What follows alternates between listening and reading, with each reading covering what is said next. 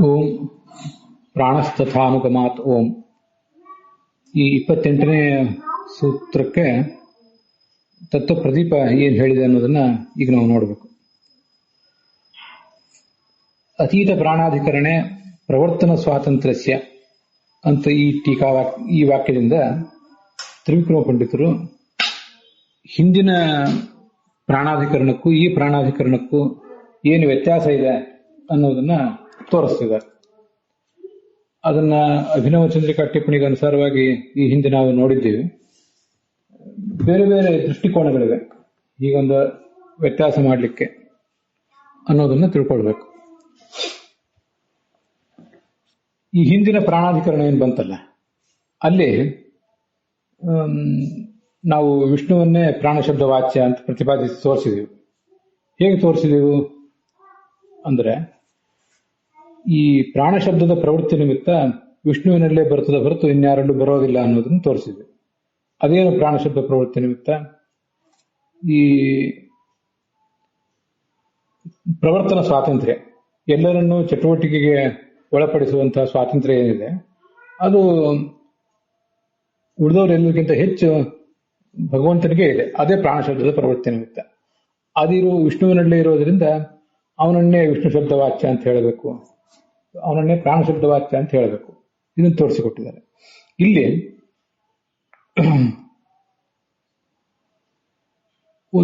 ಮತ್ತೊಂದು ಪ್ರಶ್ನೆ ಬಂದಾಗ ಆ ಪ್ರಶ್ನೆಗೆ ಉತ್ತರ ರೂಪವಾಗಿ ಈ ಅಧಿಕರಣ ಹೊರಟಿದೆ. ಏನು ಪ್ರಶ್ನೆ ಏನು ಬಂದಿದೆ ಅಂದ್ರೆ,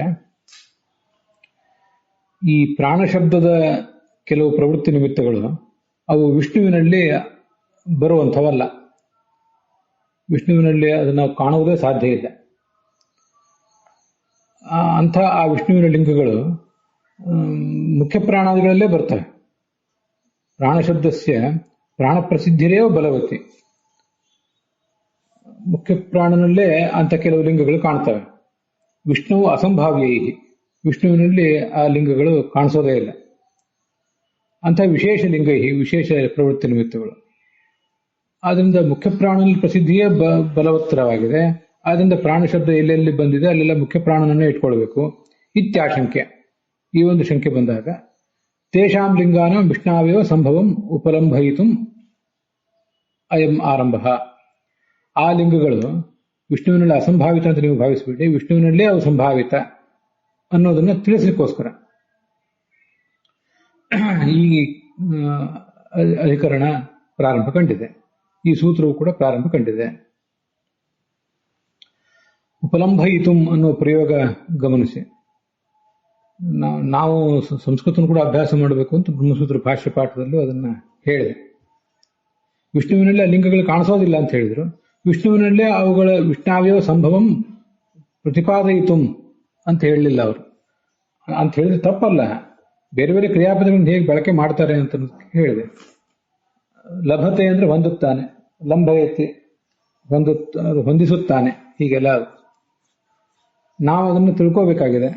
ಆ ದೃಷ್ಟಿಯಿಂದ ಪ್ರತಿಪಾದಯಿತು ಜ್ಞಾಪಯಿತು ಅನ್ನೋದನ್ನೇ ಉಪಲಂಭಯಿತು ಅಂತ ಹೀಗೆ ಪ್ರಯೋಗ ಮಾಡಿದ್ದಾರೆ. ಆ ಲಿಂಗಗಳು ವಿಷ್ಣುವಿನಲ್ಲೇ ಉಪಲಬ್ಧವೂ ಆಗಿವೆ. ಗುರುಗಳು ನಮಗದನ್ನು ತಿಳಿಸುವುದೂ ಸಾಧ್ಯ ಇದೆ, ನಾವು ಅದನ್ನು ತಿಳ್ಕೊಳ್ಳುವುದೂ ಸಾಧ್ಯ ಇದೆ. ಅದು ಅರ್ಥ ಆಗ್ತದೆ.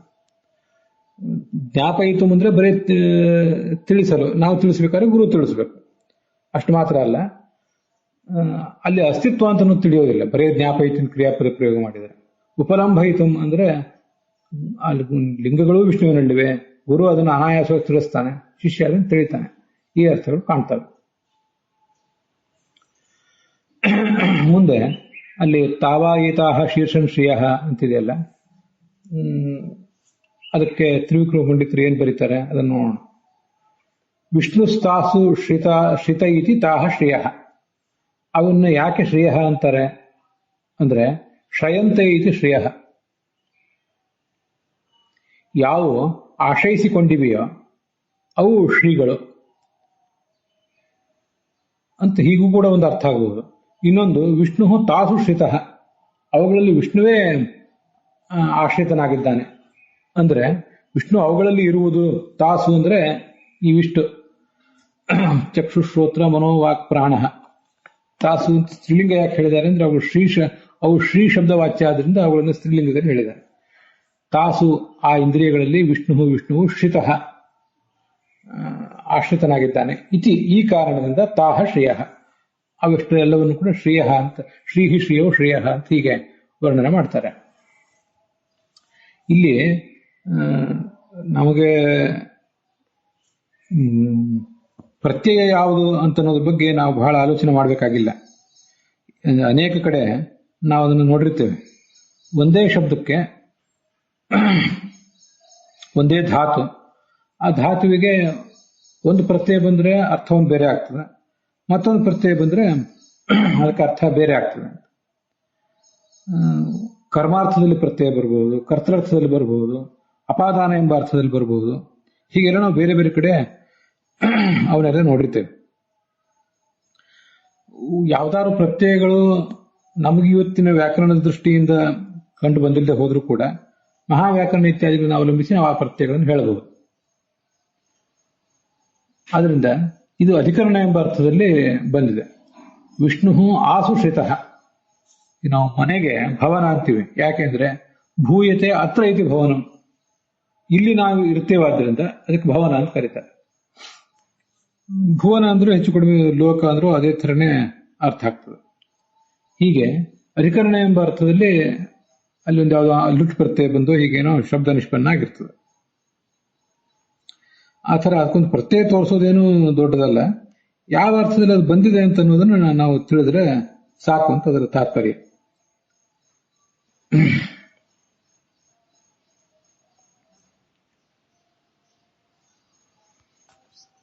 ಕೋಶಗಳ ದೃಷ್ಟಿಯಿಂದ ಶ್ರೀ ಅಂದ್ರೆ ಲಕ್ಷ್ಮೀದೇವಿಗೂ ಶ್ರೀ ಅಂತಾರೆ. ಯಾಕೆ ಶ್ರೀ ಅಂತಂತಾರೆ ಅಂದ್ರೆ ಶಿಂಗ್ ಸೇವಾಯಾಮ್ ಧಾತುವಿನ ಮೇಲೆ ಕ್ವಿಪ್ ಪ್ರತ್ಯಯ ಬಂದ್ರೆ ಶ್ರಯತ ಇತಿ ಶ್ರೀಹಿ. ಶ್ರಯತ ಇಂದಿರಾ ಸಾಧು ತತ್ರ ಹಿ ಅಂತ ಗೋಪಿಗೀತನ ಅದೊಂದು ಗೀತ ಇದೆಯಲ್ಲ, ಇಂದಿರಾದೇವಿಯು ಆಶ್ರಯಿಸಿಕೊಂಡಿದ್ದಾಳೆ ಅನ್ನೋ ಅರ್ಥದಲ್ಲಿ ನಾವು ಹೇಳ್ತೀವಿ, ಅದೆಲ್ಲರಿಗೂ ಗೊತ್ತಿರ್ತದೆ. ಹೀಗೆ ಶಿಂಗ್ ಸೇವಾಯಾಮ್ ಧಾತುವಿಗೆ ಕ್ವಿಪ್ ಪ್ರತ್ಯಯ ಬಂದ್ರೆ ಶ್ರೀ ಅಂತ ಶಬ್ದ ನಿಷ್ಪನ್ನ ಆಗ್ತದೆ. ಅದು ಒಂದು ಬೇರೆ ಅರ್ಥ. ಇಲ್ಲಿ ಶೃಂಗ್ ಸೇವಾಯಾಮ್ ಅಂತ ಇಟ್ಕೊಳ್ಳಿ ಅಥವಾ ಶೃಂಗ ಆಶ್ರಯಣೆ ಅಂತ ಇಟ್ಕೊಳ್ಳಿ, ಯಾವ್ದಾದ್ರು ಇಟ್ಕೊಳ್ರಿ. ಅಲ್ಲಿ ಕರ್ತರ್ಥದಲ್ಲಿ ಶ್ರಯತೆ ಇತಿ ಶ್ರೀಹಿ, ಆಶ್ರಯಿಸಿಕೊಂಡಿದ್ದಾಳೆ ಆದ್ರಿಂದ ಶ್ರೀಹಿ ಅಂತ. ಇಲ್ಲಿ ಅಧಿಕರಣ ಎಂಬ ಅರ್ಥದಲ್ಲಿ ಶ್ರೀಹಿ ಅಂತ ಬಂದಿದೆ. ಇವುಗಳಲ್ಲಿ ವಿಷ್ಣು ಸನ್ನಿಹಿತನಾಗಿದ್ದಾನೆ ಅಂತ ಹೀಗದರ ಅರ್ಥ. ಈ ವೇದವಾಕ್ಯದ ಅರ್ಥ ಈಗ ನಾವೀಗಾಗಲೇ ನೋಡಿದ್ದೇವೆ. ಭಾಷ್ಯಕ್ಕನುಸಾರವಾಗಿ ನೋಡೋಣ. ತಾವಾ ಏತಾಹ ಶೀರ್ಷನ್ ಶ್ರೇಯ ಶ್ರಿತಾಹ. ಈ ಇಂದ್ರಿಯಗಳು ಅಂದ್ರೆ ಇಂದ್ರಿಯಾಭಿಮಾನಿ ದೇವತೆಗಳು ಅವರು ಶಿರಸ್ಸನ್ನು ಆಶ್ರಯಿಸಿದ್ದಾರೆ ಮತ್ತು ಪರಮಾತ್ಮನನ್ನು ಉಪಾಸನೆ ಮಾಡ್ತಾರೆ. ಆದ್ರಿಂದ ಅವರಿಗೆ ಶ್ರೀಹಿ ಅಂತ ಹೆಸರು ಬರ್ತದೆ. ಹೀಗೆ ಅವರಿಗೂ ಶ್ರೀ ಅಂತ ಹೆಸರಿದೆ. ಮತ್ತೆ ತಲೆಯು ಶಿರಸ್ ಅಂತ ಕರೆಸ್ಕೊಂಡಿದೆ, ಯಾಕೆಂದ್ರೆ ಇವರಿಗೆ ಆಶ್ರಯ ಕೊಟ್ಟಿದ್ದರಿಂದ. ಅಲ್ಲಿ ಹಿಂದೆ ಬಂದಿದೆ ಯತ್ ಶಿರೋ ಆಶ್ರಯತ ತತ್ ಶಿರಹ ಭವತ್. ಎರಡು ವಾಕ್ಯದ ಹಿಂದೆ ಶಿರಸ್, ಅಲ್ಲಿ ಕೂಡ ಶ್ರೀ ಇದೆ, ಅಲ್ಲಿ ಕೂಡ ಶ್ರೀ ಧಾತು ಇದೆ. ಅದೇ ಬಂದಿರೋದು ಯಾಕೆ ಅಂದ್ರೆ ತಲೆಯು ಇವರಿಗೆ ಆಶ್ರಯ ಕೊಟ್ಟಿರುವುದರಿಂದ ಶಿರಸ್ಸು, ಇವರು ತಲೆಯನ್ನು ಆಶ್ರಯಿಸಿದ್ರಿಂದ ಶಿರಸ್ಸು ಅಂತ ಹೀಗಾದ್ರ ಅರ್ಥ. ಇದನ್ನು ಯಾರು ತಿಳ್ಕೊತಾರೆ ಅವನಿಗೆ ಎಲ್ಲ ರೀತಿಯಾದಂತಹ ಸಂಪತ್ತು ಕೂಡ ಬಂದು ಸಿಗ್ತದೆ ಅಂತ ಅದರ ತಾತ್ಪರ್ಯ ಇದೆ. ಅದರ ಭಾಷ್ಯವಾಕ್ಯ ತಮಿಮಂ ಪ್ರಥಮ ಜ್ಞಾನಿ ಪುರುಷಂ ಚತುರಾನನಂ ಅಂತ ಹೀಗೆಲ್ಲ ಇದೆ. ಅದೆಲ್ಲ ಒಂದು 8-10 ಶ್ಲೋಕಗಳು ಆದ ಬಳಿಕ ಅದರ ಮುಂದಿನ ಪುಟದಲ್ಲಿ ತತ ಊರ್ಧ್ವಂ ಗತೋ ವಿಷ್ಣು ವಾಯುನಾ ಸಹದೈವತೈ ಸ್ಥಿತೋ ಮೂರ್ಧನಿ ದೇವೇಶಃ ಶ್ರಿತೋ ಸಾವಿತಿ ತಚ್ಚಿರಃ ಅಂತಿದೆ. ಅದನ್ನು ಎಲ್ಲಾ ಶ್ಲೋತ್ರಗಳು ಗಮನಿಸಬೇಕು. ಶ್ರೀ ಅನ್ನೋ ಶಬ್ದಕ್ಕೆ ಇಂದ್ರಿಯಗಳು ಮತ್ತು ಇಂದ್ರಿಯಾಭಿಮಾನ ದೇವತೆಗಳು ಅಂತ ಎರಡೂ ಅರ್ಥ ಇದೆ. ಆ ಅರ್ಥ ಬರುವುದು ಹೇಗೆ ಅಂದ್ರೆ, ಒಂದು ಆ ಇಂದ್ರಿಯಗಳು ಮತ್ತು ಇಂದ್ರಿಯಾಭಿಮಾನ ದೇವತೆಗಳು ತಾವೇ ಆಶ್ರಯಿಸಿಕೊಂಡಿರುವುದರಿಂದ, ತಾವೇ ಇರುವುದರಿಂದ, ಆಶ್ರಯಿಸಿಕೊಂಡಿರುವುದರಿಂದ ಇರುವುದು ಎಲ್ಲಿವೆ ಅಂದ್ರೆ ತಲೆಯಲ್ಲಿರುವುದು. ಆದ್ರಿಂದ ಅವುಗಳಿಗೆ ಶ್ರೀ ಅಂತ ಹೆಸರು. ಇದನ್ನ ಆ ಉಪನಿಷತ್ತಿನಲ್ಲಿ ನೇರವಾಗಿ ಹೇಳದೆ ಹೋದರೂ ಕೂಡ ಅದರ ವ್ಯಾಖ್ಯಾನಕಾರರು ಹೇಳಿರ್ತಾರೆ. ಆಚಾರ್ಯರು ಮತ್ತು ನೇರವಾಗಿ ಅದನ್ನು ಹೇಳಿದಂತೆ ಕಾಣಿಸೋದಿಲ್ಲ. ಆದರೆ ಭಾಷ್ಯ ದೀಪಿಕಾದಲ್ಲಿ ಅತಯೇವ ಶ್ರಯಣಾತ್ ಶ್ರೇಯ ಇತಿ ಸಿದ್ಧಾಂತೇ ಶ್ರುತ್ಯರ್ಥ ಅಂತ ಭಾಷ್ಯ ದೀಪಿಕಾಚಾರ್ಯ ಹೇಳ್ತಾರೆ. ಅದನ್ನು ಮುಂದೆ ನಾವು ಮತ್ತೆ ನೋಡೋರಿದ್ದೇವೆ. ನೋಡಿ, ಶ್ರಯಣಾತ್ ಆಶ್ರಯಿಸಿಕೊಂಡಿರುವುದರಿಂದ, ಆಶ್ರಯ ಅನ್ನುವ ಕ್ರಿಯೆಗೆ ಇವರೇ ಕರ್ತೃಗಳು, ಇಂದ್ರಿಯಗಳು ಅಥವಾ ಇಂದ್ರಿಯಾಭಿಮಾನಿ ದೇವತೆಗಳು. ಆದ್ರಿಂದ ಅವ್ರು ಯಾಕೆ ಶ್ರೇಯ ಅಂತಾರಂದ್ರೆ ಶ್ರಯಂತೆ ಇತಿ ಶ್ರೇಯ, ಶ್ರಯಂತೆ ಆಶ್ರಯಿಸಿಕೊಂಡಿದ್ದಾರೆ ಇತಿ, ಈ ಕಾರಣದಿಂದ ಶ್ರೇಯ ಇದು ಕರ್ತೃ ಬಹಳ ಸುಲಭವಾಗಿ ಲಕ್ಷ್ಮೀದೇವಿಗೂ ಅನ್ವಿತ ಆಗುವಂಥದ್ದು. ಶ್ರಯತ ಇಂದಿರಾ ಸಾಧು ತತ್ರ ಹೇಗೆ ಬಂದಿದ್ದು, ಶ್ರೀ ಶಬ್ದಕ್ಕೆ ಕ್ವಿಪ್ ಪ್ರತ್ಯಯ ಬಂದದ್ದು ಅಂತ ಕೋಶದಲ್ಲಿ ಕಾಣಿಸೋದಿಲ್ಲ. ಇದು ತ್ರಿವಿಕ್ರಮ ಪಂಡಿತರು ಅದಕ್ಕೊಂದು ಬೇರೆ ಅರ್ಥ ಹೇಳಿದ್ರು ಶ್ರೀ ಅಂತ ಅನ್ನೋದಕ್ಕೆ. ಅದೇನು ಅಂದ್ರೆ, ಇವು ತಾವು ತಲೆಯನ್ನು ಆಶ್ರಯಿಸಿಕೊಂಡಿವೆ, ತಲೆಯಲ್ಲಿರುವ ಭಗವಂತನನ್ನು ಆಶ್ರಯಿಸಿಕೊಂಡಿವೆ ಅಂತ ಅನ್ನೋದೊಂದು ವಿಷಯ ಬೇರೆ. ಇವುಗಳಲ್ಲಿಯೂ ಭಗವಂತ ಇದ್ದಾನೆ, ಭಗವಂತನ ಸನ್ನಿಧಾನಕ್ಕವು ಪಾತ್ರ ಆಗಿವೆ. ತಾಸು ಅವುಗಳಲ್ಲಿ ವಿಷ್ಣುವು ಶಿತನಾಗಿದ್ದಾನೆ. ಅತಃ ಆದ್ರಿಂದ ತಾಹ ಅವುಗಳು ಶ್ರೀಯ ಶ್ರೀ ಅಂತ ಅನಿಸ್ಕೊಂಡಿವೆ. ವಿಷ್ಣು ಇದ್ದಾನೆ ಅಂತ ಅನ್ನೋದನ್ನ ಅಲ್ಲಿ ಎಕ್ಸ್ಪ್ಲೇನ್ ಮಾಡಿದ್ರಷ್ಟೇ. ಆ ಶ್ರೀ ಅನ್ನೋ ಶಬ್ದ ವಿಷ್ಣುವಿಗೆ ಸಂಬಂಧಪಟ್ಟದ್ದಲ್ಲ, ಅದು ಅಲ್ಲಿ ಇಂದ್ರಿಯಗಳಿಗೆ ಸಂಬಂಧಪಟ್ಟದ್ದು. ಯಾಕೆಂದ್ರೆ ಅವುಗಳಲ್ಲಿ ಅವನಿರೋದ್ರಿಂದ, ಸನ್ನಿಹಿತನಾಗಿರೋದ್ರಿಂದ ಅಂತ ತ್ರಿವಿಕ್ರಮ ಪಂಡಿತರು ಅದು ಹೊಸ ಅರ್ಥ ಹೇಳಿದ್ರು, ಬೇರೆ ಟಿಪ್ಪಣಿಗಳಲ್ಲಿ ಕಾಣದೇ ಇರುವಂತಹ ಅರ್ಥವನ್ನು. ಮತ್ತೆ ತಮ್ಮ ದೇವಾ ಪ್ರಾಣಯಂತ, ದೇವತೆಗಳು ಅವನನ್ನು ಉಪದೇಶ ತಂದರು ಅಂತಿದೆಯಲ್ಲ, ತರುವುದು ಅಂದ್ರೆ ಏನು ಅಂದ್ರೆ ಅದು ಉಪನಿಷತ್ ಭಾಷ್ಯದಲ್ಲಿ ಮುಂದೆ ಬಂದಿರುವಂತಹ ಒಂದು ವಾಕ್ಯ ನಾವು ಈಗಾಗಲೇ ನೋಡಿದ್ದೀವಿ. ಈ ವಾಯುವಿನಿಂದ ಉಪದೇಶಿಸಲ್ಪಟ್ಟ ನಾರಾಯಣ ಎಂಬ ತತ್ವವನ್ನು ಶಿಷ್ಯ ಪ್ರಶಿಷ್ಯಾದಿಗಳಿಗೆ ಈ ಮುನಿಗಳೆಲ್ಲರೂ ಉಪದೇಶ ಮಾಡಿದರು ಅಂತ ಬಂದಿದೆ. ಹೀಗೆ ಅದು ಮುಂದೆ ಬಂದಿರುವಂತಹ ಒಂದು ವೇದವಾಕ್ಯ. ಅದು ರಥ ಅಂತ ಬಂದಿತ್ತಲ್ಲ, ಅಥವಾ ದೇವರಥ ಅಂತ ಅಲ್ಲಿ ಬಂದಿರುವಂತಹ ಉಪನಿಷತ್ತಿನ ಭಾಷ್ಯವಾಕ್ಯ. ಇದು ಐತರೇಯ ಸಂಹಿತಾಯ ಮತ್ತು ತ್ರಿವಿಕ್ರಮ ಪಂಡಿತರು ಹೇಳೋದು ಅದನ್ನ. ಆಮೇಲೆ ಸಯೇಷ ಅಸುಹು, ಸಯೇಷ ಪ್ರಾಣ ಅಂತ ಬಂದಿದೆಯಲ್ಲ, ಅಸುಹು ಅಲ್ಲಿ ಮತ್ತೆ ಇನ್ನೊಂದು ವಾಕ್ಯ ಇದೆ. ಅಸನಾತ್ ಭಗವಾನ್ ಸೋಸೌ ಅಸು ಸರ್ವಸ್ಯಾಪಿ ಜನಾರ್ದನ ಪ್ರಕೃಷ್ಟಾನಂದ ರೂಪತ್ವ ಪ್ರಾಣ ಇತ್ಯಭಿಧೀಯತೆ ಇತಿ ಚ ಅಂತಿದೆಯಲ್ಲ, ಇದು ಮತ್ತೊಂದು ಭಾಗದಲ್ಲಿ ಬಂದಿರುವಂತಹ ವೇದವಾಕ್ಯ. ಹಸು ಅಂದ್ರೆ ಹಸು ಕ್ಷೇಪಣೆ ಅಂತ ಅರ್ಥ. ಯಾಕೆ ಅವನನ್ನು ಹಸು ಅಂತಂತಾರೆ ಅಂದ್ರೆ, ಎಲ್ಲರನ್ನೂ ಕೂಡ ತಗೊಂಡೋಗಿ ಪ್ರಳಯಕ್ಕೆ ಬೀಳಿಸ್ತಾನೆ, ಮತ್ತೆ ಸಜ್ಜನರನ್ನು ಪ್ರಳಯಕ್ಕೆ ತಗೊಂಡೋಗಿ ಬೀಳಿಸ್ತಾನೆ, ದುಷ್ಟರನ್ನು ತಮ್ಮ ಗತಿಗೆ ತಗೊಂಡೋಗಿ ಬೀಳಿಸ್ತಾನೆ. ಅಸುಹು ಅಸನಶೀಲತ್ವಾತ್, ಅಲ್ಲಿ ರ ಅಂತಿದೆಯಲ್ಲ ಅದು ಸಂಧಿಗೆ ಸಂಬಂಧಪಟ್ಟದ್ದು ಮಾತ್ರ. ಯಾರನ್ನು ಬೀಳಿಸ್ತಾನೆ ಅನ್ನೋದು ತ್ರಿವಿಕ್ರಮ ಪಂಡಿತರು ಹೇಳಲಿಲ್ಲ. ಅಸನ ಅಂದ್ರೆ ಅದು ಲ್ಯುಟ್ ಪ್ರತ್ಯಯ ಅಂತ ಶಬ್ದ. ಅದು ಅಸನಶೀಲ ಈತ ಆದ್ರಿಂದ ಇವನು ಅಸುಹು. ಅಸ್ಯತೀತಿ ಅಸುಹು ಅಂತ ಹೀಗೆ ಅದರ ನಿಷ್ಪತ್ತಿ ಆಗ್ತದೆ. ಕರ್ತರ್ಥದಲ್ಲಿ ಈ ಶಬ್ದ ನಿಷ್ಪನ್ನ ಆಗಿದೆ. ಮತ್ತೆ ಪ್ರಕೃಷ್ಟ ಆನಂದ ರೂಪತ್ವ, ಬಹಳ ದೊಡ್ಡ ಆನಂದ ಇರುವುದರಿಂದ ಅವನನ್ನ ಪ್ರಾಣ ಅಂತ ಹೀಗೆ ವರ್ಣನೆ ಮಾಡ್ತಾರೆ. ಮುಂದೆ ಏಕೈವ ವ್ಯಾಹೃತಿ ಪ್ರಾಣರಚ ಇತ್ಯೇವ ವಿದ್ಯಾತ್ ಅಂತಿದೆಯಲ್ಲ, ಪ್ರಾಣರಚ ಅಂತಂದ್ರೆ ಅದಕ್ಕೆ ಮಧ್ಯಮ ಪದಲೋಪಿ ಸಮಾಸ ಮಾಡಬೇಕು.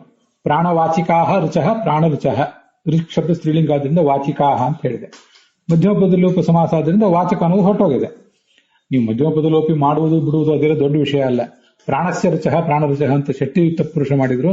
ಶೆಟ್ಟಿ ವ್ಯಕ್ತಿ ನಾವು ಬೇಕಾದ ಅರ್ಥವನ್ನು ಎಲ್ಲಿಂದ ಬೇಕಾದ್ರೂ ತಂದು ಹಾಕೊಳ್ಳುವ ಸ್ವಾತಂತ್ರ್ಯ ಇದೆ, ಅದರಿಂದ ಅದೇನು ಸಮಸ್ಯೆ ಅಲ್ಲ.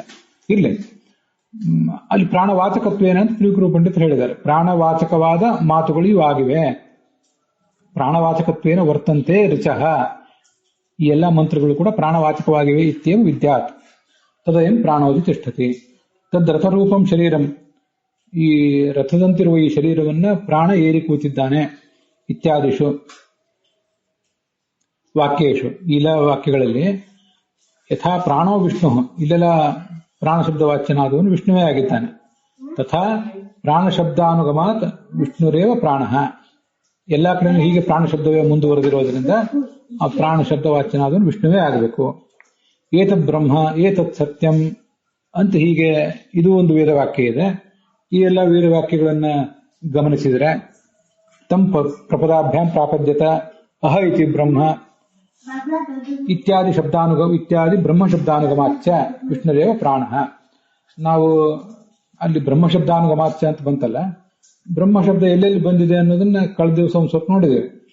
ಇನ್ನೂ ಒಂದೆರಡು ಅಲ್ಲೇ ಬಂದಿರೋ ಸಂಗತಿಯನ್ನು ಹೇಳ್ತಾರೆ. ಇದು ಇಲ್ಲಿಗೆ ಹೇಳಿದ್ದಾರೆ ನೋಡಿ ಆರಂಭದಲ್ಲಿ, ಏತದ್ ಬ್ರಹ್ಮ ಏತತ್ ಸತ್ಯಂ ಅಂತ. ಇದು ಐತರೇಯ ಉಪನಿಷತ್ತಿನ ಆರಂಭ. ಏಷ ಪಂಥ ಏತತ್ ಕರ್ಮ ಏತದ್ ಬ್ರಹ್ಮ ಏತತ್ ಸತ್ಯಂ ಅಂತ. ಆಮೇಲೆ ತಮ್ಮ ಪ್ರಪದಾಭ್ಯಾಂ ಪ್ರಾಪದ್ಯತ ಅನ್ನೋದು ಎಲ್ಲಿ ಬಂದಿದೆ ಅಂತ ನಾವು ಈಗಾಗಲೇ ನೋಡಿದ್ದೇವೆ. ಅಹ ಇತಿ ಬ್ರಹ್ಮ ಅನ್ನೋದು ಕೂಡ ಐತರೇಯ ಉಪನಿಷತ್ತಿಂದ. ಅದು ಅಕಾರ ವಾಚ್ಯನಾದ ಬ್ರಹ್ಮ ಅಂತ ಬಂದಿದೆ. ಅ ಇತಿ ಬ್ರಹ್ಮ ಇತ್ಯಾದಿ ಬ್ರಹ್ಮ ಶಬ್ದಾನುಗಮಾಚ, ಪ್ರಾಣಶಬ್ದಾನುಗಮ ಇರುವುದರಿಂದ ಮಾತ್ರ ಅಲ್ಲ, ಪ್ರಾಣಶಬ್ದದ ಅಭ್ಯಾಸ ಎಲ್ಲ ಕಡೆ ಇರುವುದರಿಂದ ಮಾತ್ರ ಅಲ್ಲ, ಬ್ರಹ್ಮ ಶಬ್ದಾಭ್ಯಾಸವೂ ಇದೆ.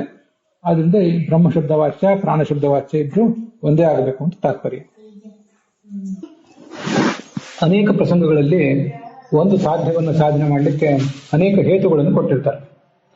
ಪರ್ವತದಲ್ಲಿ ವನ್ಯವನ್ನು ಸಾಧನೆ ಮಾಡಲಿಕ್ಕೆ ಭೂಮಿ ಎಂಬ ಒಂದು ಹೇತು ಇದೆ.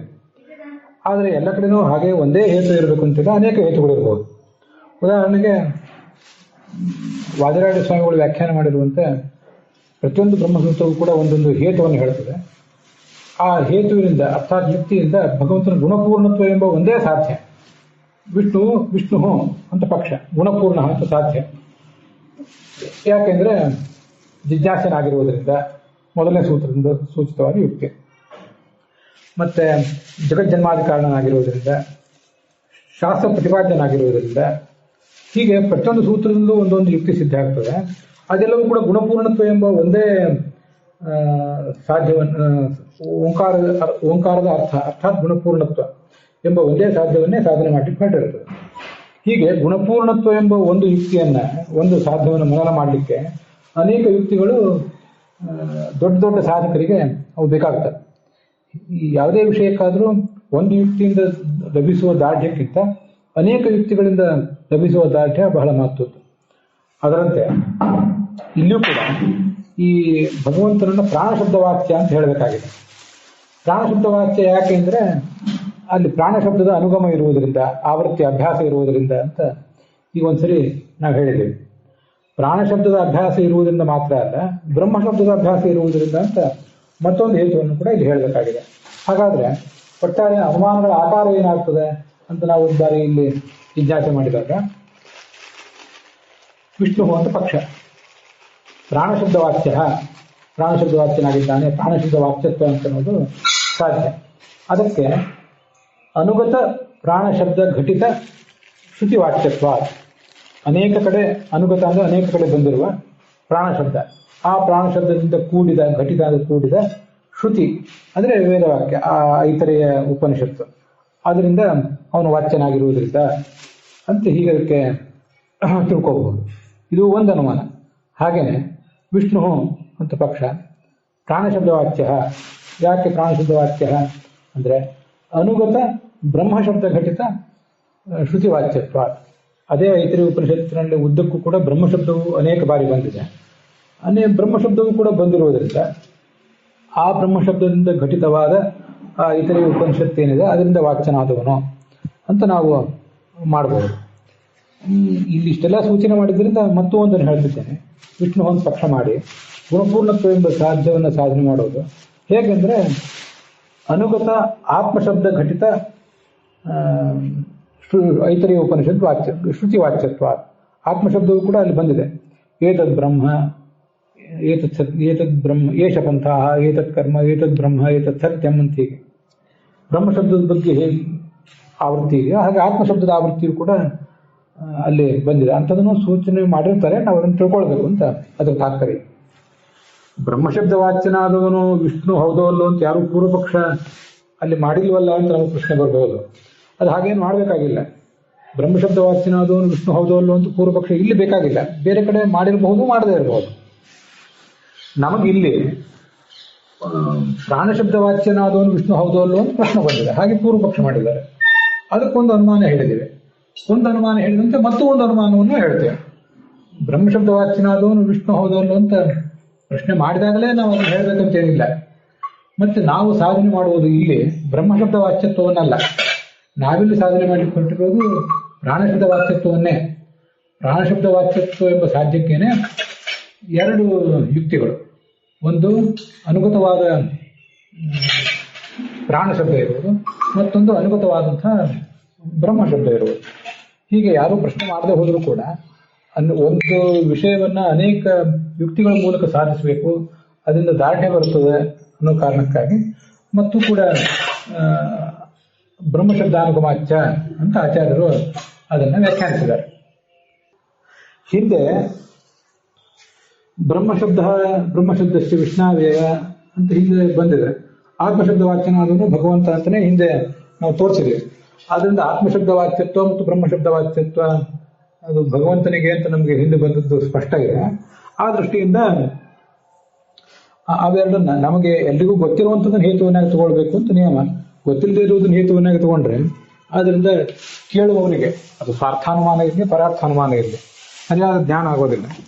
ಅದಾಗಬೇಕಾದ್ರೆ ಗೊತ್ತಿರುವ ಹೇತುವನ್ನೇ ತಗೊಳ್ಬೇಕು. ಅದು ಎಲ್ಲ ಕಡೆನೂ ತಿಳಿದು ಬಂದಿರುವಂಥ ಸಂಗತಿ. ಹೇತುವಿನ ಬಗ್ಗೆನೂ ಗೊತ್ತಿಲ್ಲದೆ ಹೋದ್ರೆ ಹೇತುವನ್ನು ತಿಳಿಸ್ಲಿಕ್ಕೆ ಬೇರೆ ಒಂದು ಅನುಮಾನ ಪ್ರಯೋಗ ಮಾಡಬೇಕಾಗ್ತದೆ ಅಷ್ಟೇ. ಆದ್ರಿಂದ ಈ ಎರಡನೇ ಅನುಮಾನವನ್ನ ಮಾಡಿದ್ದಾರೆ ಅಂತ ತಿಳಿಬಹುದು. ಇನ್ನು ಮುಂದೆ ಅನೇಕ ಶಬ್ದಗಳನ್ನ ಸಮನ್ವಯ ಮಾಡಿಸಿ ತೋರಿಸೋರಿದ್ದಾರೆ.